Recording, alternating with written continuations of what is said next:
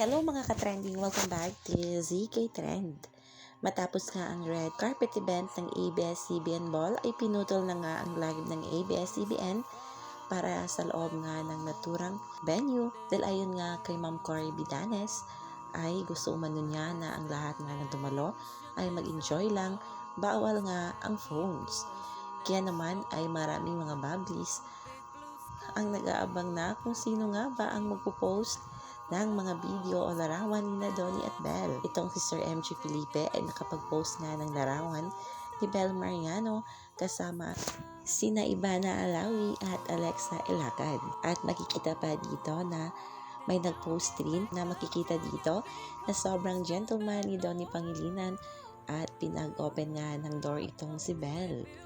At syempre may video rin na makikita dito na todo bantay pala si Donnie kay Belle sa after party nga ng naturang event. Makikita dito na magkahag nga itong si Marisa Cal at si Belle at kitang-kita na nandyan lang si Donnie at nagbantay nga sa kanya.